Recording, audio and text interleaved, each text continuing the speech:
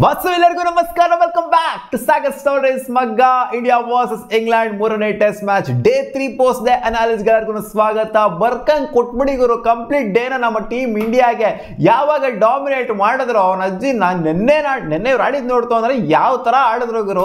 ಬೆಂಡಕೆಟ್ ಹಾಕೊಂಡು ತತ್ಕುದ್ರು third session ಅಲ್ಲಿ ಅವನ ಅಜ್ಜಿ ಸ್ಕೋರ್ ಎಲ್ಲೋ ಹೋಗುತ್ತೆ ಅಂತ ಅನ್ಕೊಂಡಿದ್ರೆ ನೆನ್ನೆ ಹೇಳಿದೆ ಫಸ್ಟ್ ಸೆಷನ್ ಮ್ಯಾಟ್ರ್ ಆಗುತ್ತೆ ಗುರು ಅಂತ. ಫಸ್ಟ್ ಸೆಷನ್ ಮ್ಯಾಟ್ರಿಗೆ ತಗೊಂಡ್ಬಂದ್ರು. ಫಸ್ಟ್ ಸೆಷನ್ ಏನಂತ ಹಾವಳಿ ರನ್ಸ್ ಬರಲ್ಲ, ಜಸ್ಟ್ 83 ರನ್ಸ್ ಅಷ್ಟೇ ಬಂದಿದ್ದು. ನಾವೇನು ಅನ್ಕೊಂಡಿದ್ವಿ ಒಂದು 2 ಸೆಷನ್ ಬ್ಯಾಟಿಂಗ್ ಆಗ್ಬಿಡ್ತು ಅಂದ್ರೆ ಎಲ್ಗೋ ತಗೊಂಡೋಗ್ಬಿಡ್ತಾರೆ, 450 ಮೇಲೆ ಹೊಡೆದ್ಬಿಡ್ತಾರೆ ಅಂತ ಅನ್ಕೊಂಡಿದ್ವಿ. ಬಟ್ ಆ ಥರ ಆಗಲಿಲ್ಲ.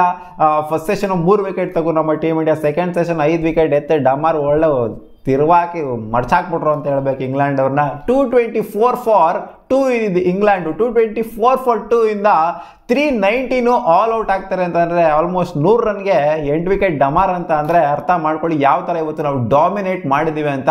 ಆಸ್ ಎ ಬಾಲಿಂಗ್ ಯೂನಿಟು ಸಿಕ್ಕಾಪಟ್ಟೆ ಸ್ಟ್ರೈಕಾಗಿ ಪರ್ಫಾರ್ಮ್ ಮಾಡಿದ್ದೀವಿ.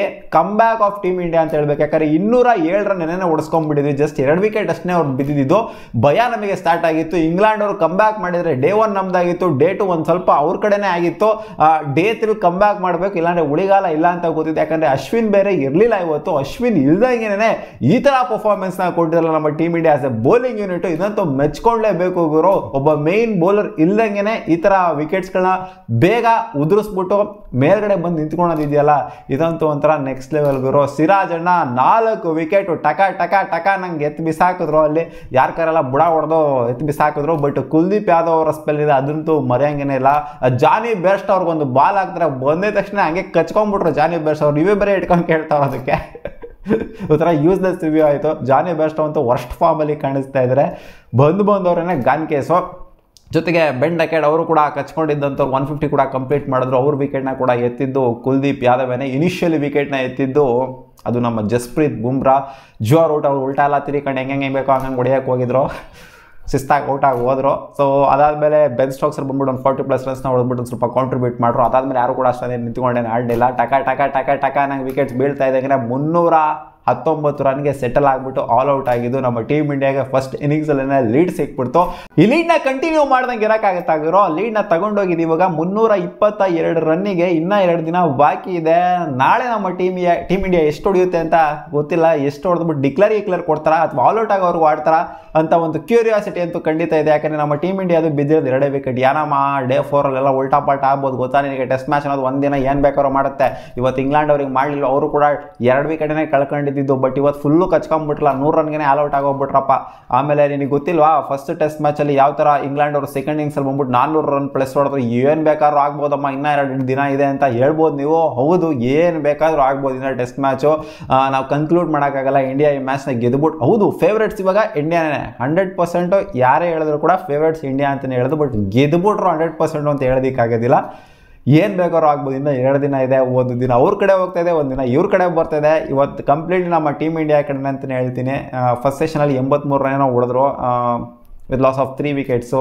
ಆಮೇಲೆ ಸೆಕೆಂಡ್ ಸೆಷನಲ್ಲಿ 73 ರನ್ ಅಷ್ಟೇ ಬಂದಿದ್ದು. ನಮ್ಮ ಟೀಮ್ ಇಂಡಿಯಾ ಕೂಡ ಬ್ಯಾಟಿಂಗ್ ಆಡ್ರು ಸೆಕೆಂಡ್ ಸೆಷನಲ್ಲಿ ಇವರು ಆಲ್ ಔಟ್ ಆದರು. ಅದರಲ್ಲಿ ಏನು ಅರೌಂಡ್ 6 ವಿಕೆಟ್ ಅನ್ನೋ ಬಿದ್ದಿತ್ತು. ಒಟ್ಟಿನಲ್ಲಿ ಅದಂತೂ ಒಂಥರ ಬೌಲರ್ಸ್ಗಳು ಡಾಮಿನೇಟ್ ಮಾಡ್ರು ಅಂತ ಹೇಳ್ಬೇಕು. ನಮ್ಮ ಟೀಮ್ ಇಂಡಿಯಾದ ಕೂಡ ಒಂದು ವಿಕೆಟ್ ಬಿತ್ತು. ರೋಹಿತ್ ಶರ್ಮಾ ಅವರು ಔಟ್ ಆದರು ಆ ಸೆಷನಲ್ಲಿ. ಆಮೇಲೆ ರಜತ್ ಪಟಿದಾರ್ ಅವರು ಅದೇನಾದರೂ ಆಡ್ತಾ ಇದ್ದಾರೆ ಅಂತ ಗೊತ್ತಿಲ್ಲ. ರಜತ್ ಪಟಿದಾರ್ ಓಕೆ ಒಂದು ಫಾಲ್ ಶಾಟ್ ಏನೋ ಇಂಡ್ಯೂಸ್ ಆಯಿತು ಬಿಡಿ, ಒಂದು ಸ್ವಲ್ಪ ಅನ್ಲಕ್ಕಿ ಕೂಡ ಇದ್ರು ಅಂತ ಹೇಳ್ಬೋದು. ಬಟ್ ಒಂಥರ ಲೇಜಿ ಶಾಟ್ ಥರನೇ ಕಾಣಿಸ್ತು. ಅವಾಗ ಆಗ್ತವೆ ಅನ್ನೋದಕ್ಕಿಂತ ಇವ್ರದ್ದು ಅವಾಗಲ್ಲ ಯಾವಾಗಲೂ ಅದೇ ಆಗೋಗ್ಬಿಡೈತೆ ಈ ಒಂದು ಸೀರೀಸ್. ರಜತ್ ಪಟಿದಾರ್ದು 2 ಮ್ಯಾಚ್ ಅವಕಾಶ ಕೊಟ್ಟಿದ್ದಾರೆ. 2 ಮ್ಯಾಚಲ್ಲೂ ಕೂಡ ಪ್ರೂವ್ ಮಾಡ್ಕೊಳಕ್ಕಾಗಿಲ್ಲ. ನೆಕ್ಸ್ಟ್ ಮ್ಯಾಚು ಸೀರಿಯಸ್ ಆಗುತ್ತೆ. ರಜತ್ ಪಟಿದಾರ್ಗೆ ಹೇಳಿದ್ದೆ ನಾನು, ನೆಕ್ಸ್ಟ್ ಇನ್ನಿಂಗ್ಸಲ್ಲಂತೂ ಪಕ್ಕ ಸ್ಕೋರ್ ಬರಲೇಬೇಕು ಇವರು ಬ್ಯಾಟಿಂದ, ಇಲ್ಲಾಂದರೆ ಸೀರಿಯಸ್ ಆಗುತ್ತೆ ಅಂತ. ಡಕ್ಔಟ್ ಆಗಿರೋದ್ರಿಂದ ಆ ಕಡೆ ಜಾನಿ ಬೆಸ್ಟವು, ಈ ಕಡೆ ರಜತ್ ಪಟಿದಾರು ಒಳ್ಳೆ ಫಾರ್ಮಲ್ಲಿ ಕಾಣಿಸ್ತಾ ಇದ್ದಾರೆ ಇಬ್ಬರೂ ಕೂಡ. ಸೊ ನೋಡ್ಬೇಕಪ್ಪ ಏನಾಗುತ್ತೆ. ನಾವು ಬರೀ ನಮ್ಮ ಆರ್ ಸಿ ಬಿಡುಗ ಅಂತ ಸಪೋರ್ಟ್ ಮಾಡೋದೇ ಆಗೋಗ್ಬಿಡುತ್ತೆ. ಎಲ್ಲಪ್ಪ ನೀವು ರಜತ್ ಪಟಿದಾರು ಅಂತ ಕಾಮೆಂಟ್ ಸೆಕ್ಷನಲ್ಲಿ ಉಗಿತಾ ಇದ್ದೀರ ನನಗೆ. ಹೌದು, ಇವತ್ತು ಡಕ್ಔಟ್ ಆಗಿದ್ದಾರೆ, ಬಟ್ ಬೌನ್ಸ್ ಬ್ಯಾಕ್ ಆಗ್ತಾರೆ ಅಂತ ಅನ್ಕೊಂಡಿದ್ದೀನಿ. ಮುಂದೆ ಅವಕಾಶ ಸಿಕ್ತು ಅಂತ ಅಂದರೆ. ಜೈಸ್ವಾಲ್ ಅಂಡ್ ಶುಭ್ಮನ್ ಗಿಲ್ ಅಲ್ಟಿಮೇಟ್ ಪರ್ಫಾರ್ಮೆನ್ಸ್ನ ಕೊಟ್ಟಿದ್ದು. ಇನ್ನು ಇಬ್ಬರು ಸಹ ಔಟ್ ಆಗಿಲ್ಲ. ಇವರು ಹರ್ಟ್ ಆಗಿ ಹೋಗಿರೋದು. ಔಟ್ ಆಗಲ್ಲ, ಬ್ಯಾಕ್ ಸ್ಪ್ಯಾಸಮ್ ಆಗಿದ್ದವ್ರಿಗೆ. ಸೊ ರಿಟೈರ್ಡ್ ಆಗಿರೋ ನಾಳೆ ಮತ್ತೆ ಬರ್ತಾರೆ ಬ್ಯಾಟಿಂಗ್. ಅದೇನು ಕುಲ್ದೀಪ್ ಯಾದವ್ ಅವರು ಔಟ್ ಆಗಿದ ತಕ್ಷಣ ಬರ್ತಾರೋ ಅಥವಾ ಯಾವಾಗ ಬರ್ತಾರೆ ಅಂತ ಗೊತ್ತಿಲ್ಲ. ಕಾದು ನೋಡಬೇಕು, ಅಥವಾ ಫಿಟ್ ಇರೋದಿಲ್ವೋ ನಾಳೆ ಮ್ಯಾಚ್ ಅವ್ರು ಆಡೋದಕ್ಕೆ ಅಂತ. ಹೋಪ್ಫುಲಿ ಫಿಟ್ ಇರ್ತಾರೆ, ಸ್ವಲ್ಪ ರಿಕವರ್ ಆಗಬೇಕು ಅಷ್ಟೇ. ನಾಳೆ ಪಕ್ಕ ಇವರು ಔಟ್ ಆಗಿದ ತಕ್ಷಣ ಬಂದ್ಬಿಟ್ಟು ಆಡ್ತಾರೆ ಅಂತ ನಾನಂತೂ ಪೋಸ್ಟಲ್ಲಿ ಅನ್ಕೊಂಡಿದ್ದೀನಿ. ಯಾಕೆಂದರೆ ಸೆಂಚುರಿ ಆಗಿದೆ, ಡಬಲ್ ಸೆಂಚುರಿ, ಒಂದು ಸ್ವಲ್ಪ ಅಗ್ರೆಸಿವ್ ಆಗಿ ಆಡ್ತಾರೆ. ಡಬಲ್ ಸೆಂಚುರಿ ಕೂಡ ಇವರು ಟಾರ್ಗೆಟ್ ಖಂಡಿತ 100% ಮಾಡ್ಬೋದು. ನಾಳೆ ಏನು ಮಾಡ್ತಾರೆ ನಮ್ಮ ಟೀಮ್ ಇಂಡಿಯಾನ ಒಂದು ಕ್ಯೂರಿಯಾಸಿಟಿ ಅಂತೂ ಇದೆ. ಒಟ್ಟಿನಲ್ಲಿ ಇವತ್ತು ಶುಭ್ಮನ್ ಗಿಲ್ ಜೊತೆಗೆ ಯಶಸ್ವಿ ಜೈಸ್ವಾಲ್ ಇವರಿಬ್ಬರ ಕಾಂಟ್ರಿಬ್ಯೂಷನ್ ಏನಿದೆ ಥರ್ಡ್ ಸೆಷನಲ್ಲಿ ಇದಂತೂ ಒಂಥರ ನಮಗೆ ಒಂಥರ ಏನು ಹೇಳ್ತೀರಾ ಅದಕ್ಕೆ ದೃಢವಾಗಿ ನಿಲ್ಲಿಸ್ಬಿಟ್ಟಿದೆ ಈ ಮ್ಯಾಚಲ್ಲಿ ಅಂತ ಹೇಳ್ಬೇಕು. 322 ರನ್ನ ತೊಗೊಂಡೋಗಿ ಲೀಡ್ ತೊಗೊಂಡೋಗಿ ಇಡೋದು ಅಂತಂದರೆ ಇವ್ರಿಗೆ ಲಾಸ್ಟ್ ಇನ್ನಿಂಗ್ಸಲ್ಲಿ ಅರೌಂಡ್ 400-450 ಮೇಲೆ ಚೇಸ್ ಮಾಡಬೇಕು ಅಂದರೆ ಯಾವುದೇ ಟೆಸ್ಟ್ ಮ್ಯಾಚ್ ಆದ್ರೂ ಸುಮ್ಮನೆ ಮಾತಂತೂ ಅಲ್ಲವೇ ಅಲ್ಲ. ಬಟ್ ಇದು ಇವರು ಪ್ರೂವ್ ಮಾಡ್ಕೊಂಡಿದ್ದಾರೆ ಸೆಕೆಂಡ್ ಇನ್ನಿಂಗ್ಸಲ್ಲಿ ಆಲ್ರೆಡಿ 400 ಮಗಳಿಗೆ ಹೊಡೆದಿರೋದು, 400+ ಹೊಡೆದಿರೋದ್ರಿಂದ ಸೆಕೆಂಡ್ ಸೆಷನಲ್ಲಿ ಜಾಸ್ತಿ ಹೊಡೆದ್ಬಿಟ್ಟು ಅವರು ಗೆದ್ದೇ ಬಿಟ್ಟಿದ್ದಾರೆ ಫಸ್ಟ್ ಮ್ಯಾಚ್ನ. ಸೊ ಅದರಿಂದ ಸ್ವಲ್ಪ ಅಂತೂ ನಮಗಂತೂ ಭಯ ಅಂತೂ ಖಂಡಿತ ಇದ್ದೇ ಇರುತ್ತೆ, ಏನು ಬೇಕಾದ್ರೂ ಆಗ್ಬೋದು ಅಂತ. ಟೆಸ್ಟ್ ಮ್ಯಾಚ್ನ ನಾವು ನಂಬ್ಕೊಳೋದಕ್ಕಾಗೋದಿಲ್ಲ, ಈ ದಿನ ನಮ್ಮ ಕಡೆನೇ ಆಗುತ್ತೆ ಅಂತ ಅನ್ಕೊಳಕ್ಕಾಗಲ್ಲ. ಯಾವಾಗ ಯಾರ ಪರವಾಗಿ ಬೇಕಾದ್ರೂ ಹೊರಟೋಗ್ಬಿಡ್ಬೋದು. ಸೊ ನೋಡೋಣ ಏನು ಆಗುತ್ತೆ ಅಂತ. ಒಟ್ಟಲ್ಲಿ ಇವತ್ತಂತೂ ನಮ್ಮ ಇಂಡಿಯನ್ ಬೌಲರ್ಸು ಸಾಕತ್ ಪರ್ಫಾರ್ಮೆನ್ಸು, ರವೀಂದ್ರ ಜಡೇಜಾ ಆಗಿರ್ಬೋದು, ಆಮೇಲೆ ನಮ್ಮ ರವಿ ಅಶ್ವಿನ್ ನೆನ್ನೆ ಮರೆಯೋಂಗಿಲ್ಲ, ನೆನ್ನೆ ಮಾಡಿದಂಥ ಸ್ಪೆಲ್. ಬಟ್ ಇವತ್ತು ಅವರು ಅನ್ಫಾರ್ಚುನೇಟ್ಲಿ ಅನ್ಅವೈಲಬಲ್ ಆಗಬೇಕಾಯಿತು. ಬಟ್ ಇನ್ನೂ ಸಹ ಅವ್ರು ಯಾವಾಗ ಬೇಕಾದ್ರೂ ಬರ್ಬೋದಂತೆ. ನಾಳೆ ಅವರೇನಾದ್ರು ಬಂದರು ಅಂತ ಅಂದರೆ ಅವ್ರು ಟಕಾರನಂಗೆ ಮ್ಯಾಚ್ ಒಳಗಡೆ ಬಂದ್ಬಿಟ್ಟು ಆರಾಮಾಗಿ ಅವ್ರು ಬೌಲಿಂಗ್ ಮಾಡ್ಬೋದು ಅಥವಾ ಬ್ಯಾಟಿಂಗ್ನ ಕೂಡ ಆಡ್ಬೋದು. ಅವ್ರು ಇನ್ನೂ ಅವೈಲೇಬಲ್ ಇದ್ದಾರೆ ಮ್ಯಾಚ್ ಒಳಗಡೆ, ಬಟ್ ಆದರೂ ಕೂಡ ಒಂಥರ ಅನ್ಅವೈಲೇಬಲ್ ಆಗಿದ್ದಾರೆ. ಸೊ ನೋಡೋಣ, ಹೋಪ್ಫುಲಿ ಅವರು ಕೂಡ ಆದಷ್ಟು ಬೇಗ ಬರಲಿ ಅಂತ ಕೇಳ್ಕೊಳ್ಳೋಣ. ಸೊ ಒಟ್ಟಲ್ಲಿ ಇನ್ನೂ 333 ರನ್ನು ಲೀಡಲ್ಲಿದ್ದೀವಿ.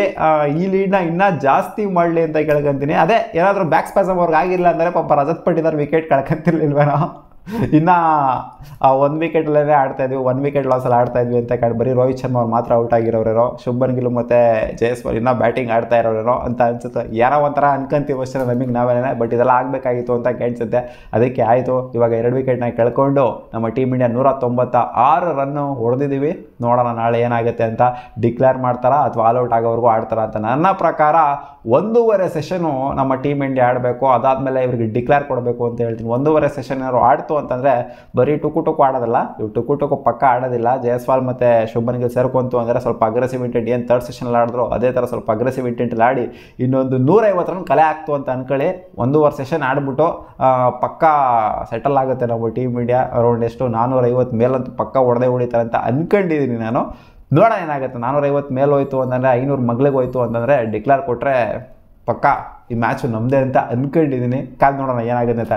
ಡಿಕ್ಲೇರ್ ಕೊಡಬೇಕಾ ನಿಮ್ಮ ಪ್ರಕಾರ ಅಥವಾ ಔಟ್ ಆಗೋ ತನಕ ಆಡಬೇಕಾ? ಕಾಮೆಂಟ್ ಸೆಕ್ಷನಲ್ಲಿ ಕಾಮೆಂಟ್ ಮಾಡಿಬಿಟ್ಟು ತಿಳಿಸಿ. ಸಿಗೋಣ ಮುಂದಿನ ವಿಡಿಯೋದಲ್ಲಿ. ಬಾಬಾ.